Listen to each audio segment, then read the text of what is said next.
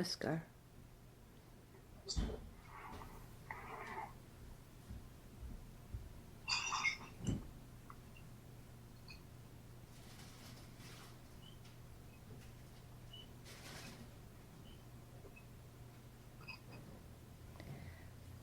Today, I will speak about sadhana.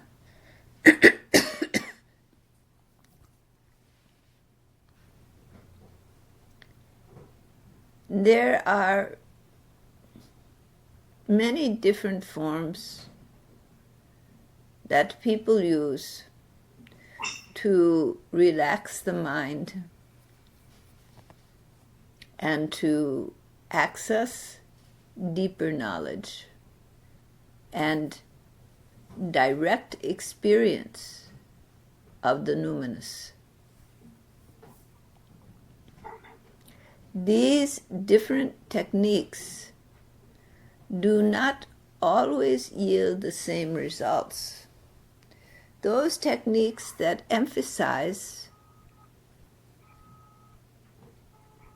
working with the thought process will yield slightly different approach and result than those techniques that emphasize working with the feelings and heart. Both have their advantages and disadvantages, and some may be more suited for one type of personality or another. Those that work with mindful awareness of one's thought, scanning the body, being aware in Vipassana practice and in mindful meditation, being aware of one's thoughts, one's environment, increasing awareness to the point where in that awareness the totality of being begins to emerge. This can be a powerful technique for certain types of personalities. The danger of the technique is that it will bring a person to a plateau within their own thinking and mental structure, and will not allow them access to their feelings. In this technique, the mind is used to analyze the mind, to use a series of mental exercises or simple awareness to bring calm and peace in the mind. And the technique tends to bring that calm, that peace, that diverging from irritated mind into very simple presence. And a person doing this may become very aware, very present, have a sense of awareness apart from the objects of awareness. In this sense of awareness comes the universal nature of consciousness apart from thought and experience.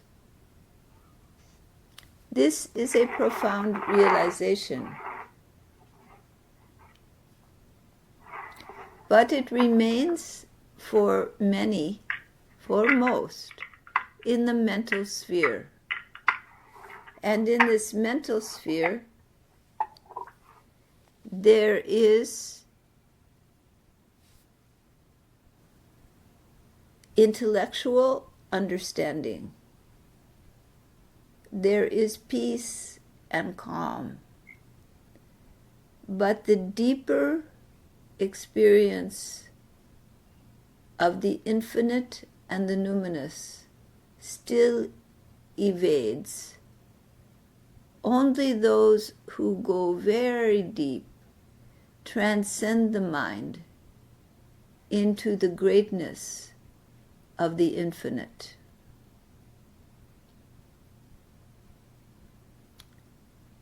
The strength of this technique is that it calms the mind and brings intelligent understanding of awareness, of consciousness, apart from experience, thoughts, and being. It trains the mind. The difficulty with it is that it is challenging to move beyond the mind to that which is that divinity at the core of being. For this, the feelings and the heart, the love, must open. The focus must come from the mind to the heart. In the paths of bhakti, the ideation upon the image, often a deity or guru, comes to being. And the person gains great love and devotion for that particular form of the divine, and thus opens the passion of the heart. The problem with this path is that it is essentially, until its final stages, a path of duality. And when the mind is not also trained in right understanding, a person may come to believe the God is outside of themselves, embodied in an image, and that they themselves are separate from the God. And they may have difficulty to merge the two into one, and to recognize the God in all forms, in all beings, and in no form at all. But for those who dive deep into the path of the heart, the wisdom and truth that is natural in existence comes to them, and they learn the knowledge from the divine source. And then the mind gets trained. And when the mind is trained and the heart is full, then a full, deep comprehension, a full, deep experience of the numinous, of the great, can come easily. And so, for those who truly follow the path of bhakti, this comes when the heart is given completely, when there is absolute surrender. Then knowledge comes as well as love.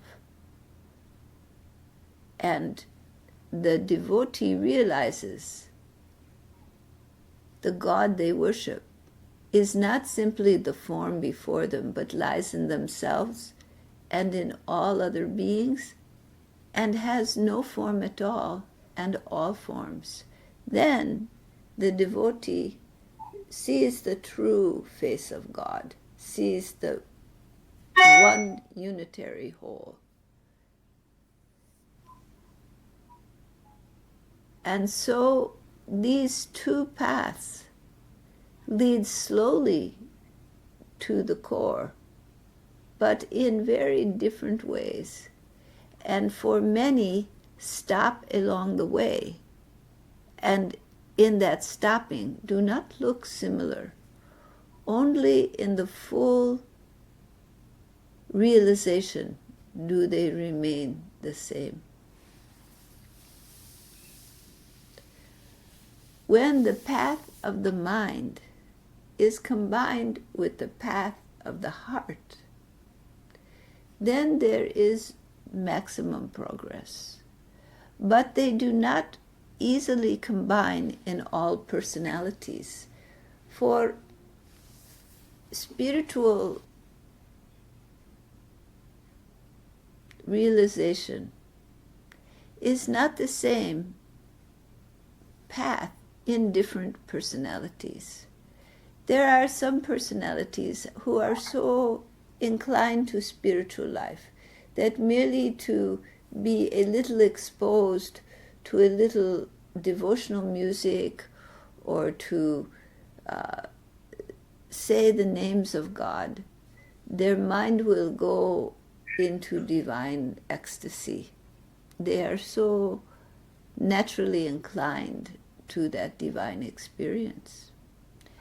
But for the majority of people, they're wrapped in the world around them, in their family, in their jobs, in their responsibilities in the world, in the relationships they have to others, in the conflicts and struggles, the need to support themselves financially, to get their needs met economically. All of these things occupy the mind completely. And so the person may think, I need to meditate, I need to calm my mind, I need to realize the God. But their life is so involved, it is difficult.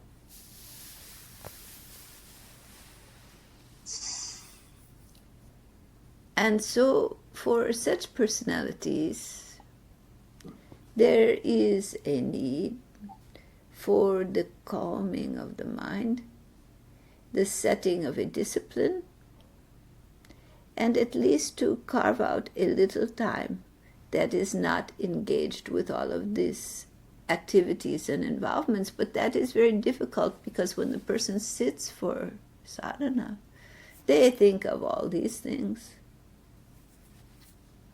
So for those individuals, the mind must be worked with. There must be visualization or a mental exercise to quiet the mind. And then a practice to work with the breath,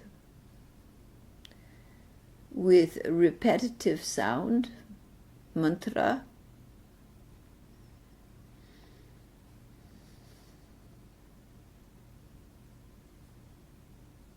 until the mind can settle. Or to do the practices of body scanning, or to do awareness practices. These form the same thing, to quiet the mind. Once the mind is quiet, then the sense of the numinous can rise in the mind.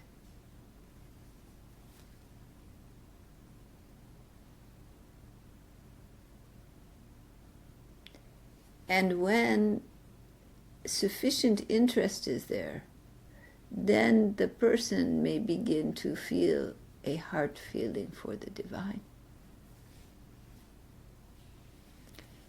When the divinity is touched, when there is sufficient surrender, that the grace of the Sadguru, that divine presence, comes and touches the heart and mind of a person, then a certain realization occurs.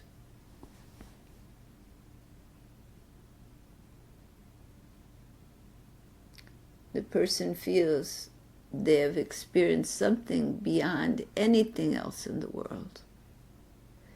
And they experience from that point forward a total dedication of heart and mind.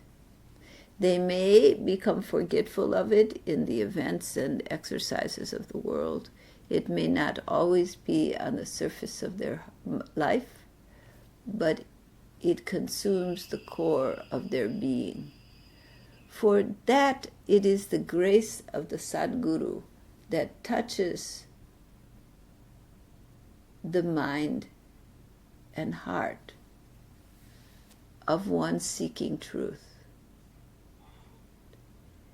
and thus touching them, they are never the same. Because there is the direct experience of a consciousness, an existence far beyond their individual sense of self, something that they are a part of, melt into, but is so vast, so great. It is beyond description of words. Thus, in many religions, that one God is called he, she who cannot be named. For there is no name, no word that can describe that one. For that one is infinite beyond any definitions.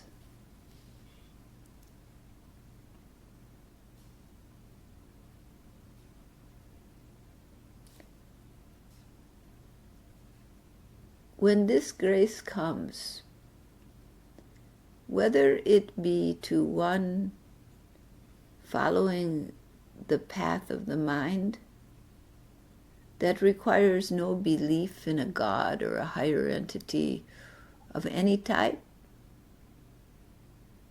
or whether one follows the devotion to a guru, a God, a form of the infinite. When that grace of that numinous, omnipresent being falls upon the devotee, falls upon the inquirer, everything changes.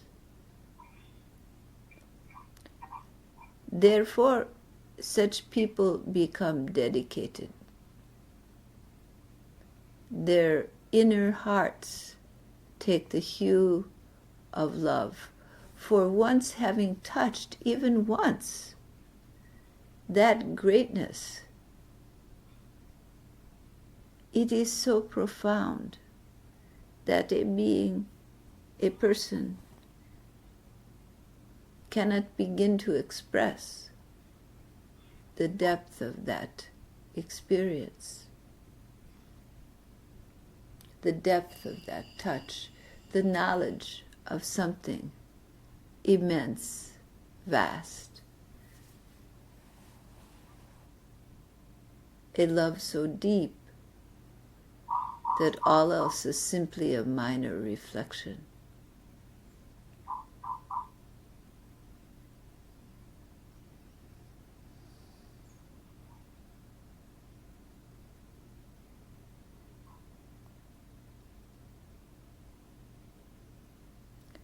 After this touch, this realization that comes, and with it the dedication to service to Lord,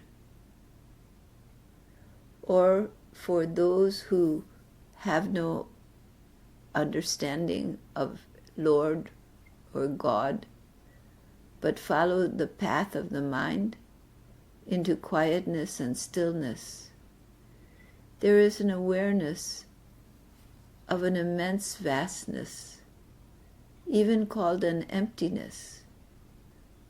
But it is so profound, so still, so immense, so unconditioned, that once touched, it instills dedication. experienced differently than those who feel the sense of Lord, but a different feel may be there to the vastness of the infinite.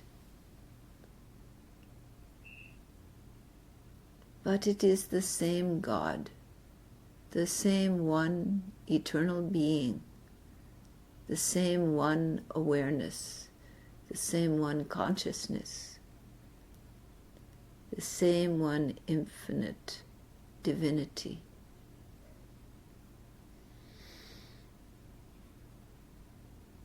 And as the surrender grows deeper, those two experiences come closer, until love is knowledge and knowledge is love. Nothingness is everything, and everything is nothingness. Light and dark meld into each other.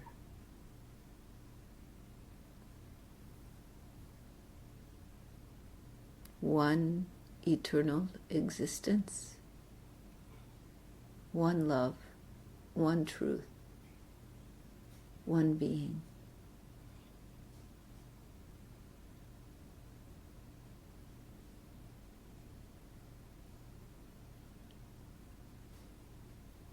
So whether you are a Jnana Yogi,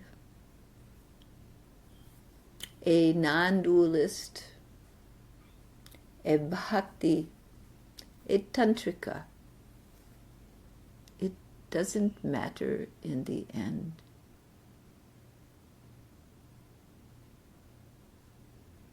When there is only the one, eternal, infinite, undying, immortal existence, self, Lord, divinity, truth.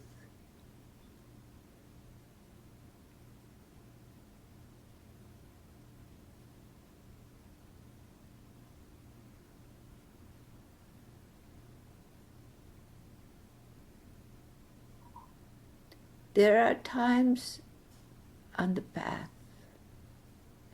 when doubt enters the mind, when the struggles of life are overpowering, when the dark night of the soul comes to the surface, when it seems for all you have done, what is there?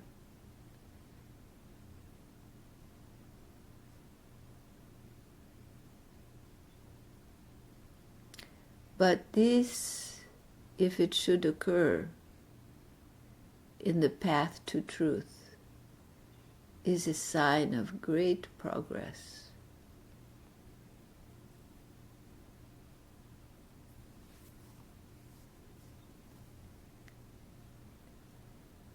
And when it happens, the search, the real truth, cannot be found in the mind, in the beliefs.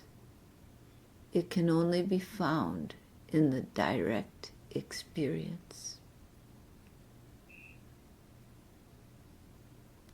That is where ideas become reality, where all beliefs and constructs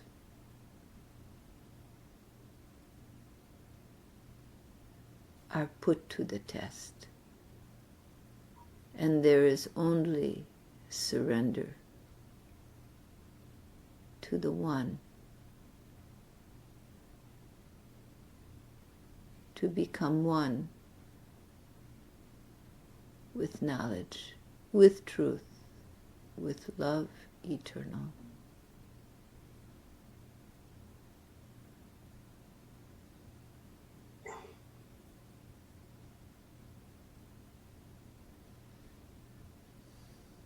Do you have any questions?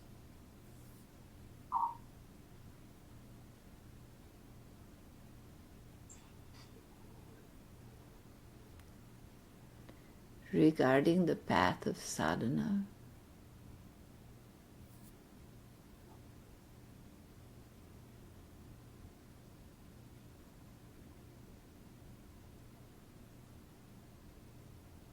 Baba, what is the best way to teach others on the path of sadhana? To avoid dogma.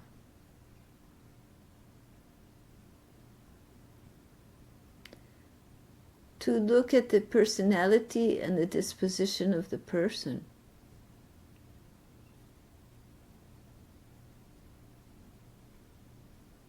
To see what they need.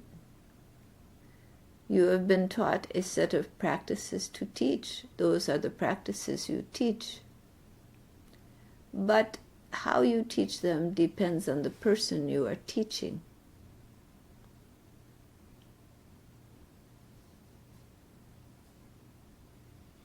To look with a compassionate heart at the disposition of the person, their life, their mental state,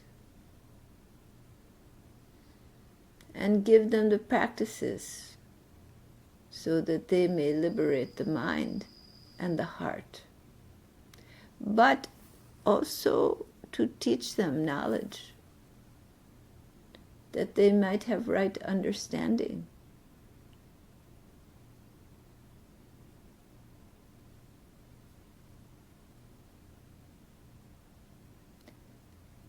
When you teach, if you really want to develop the student, it is an ongoing relationship,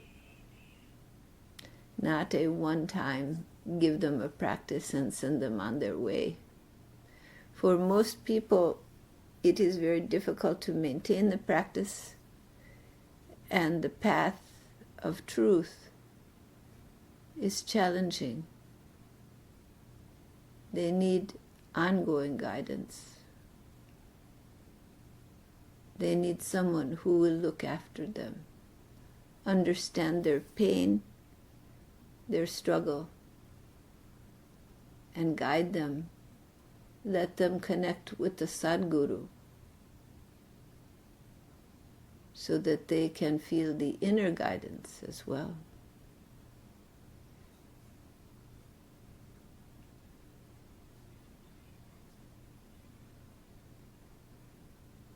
Does that answer your question? Yes, it helps, Baba. Thank you.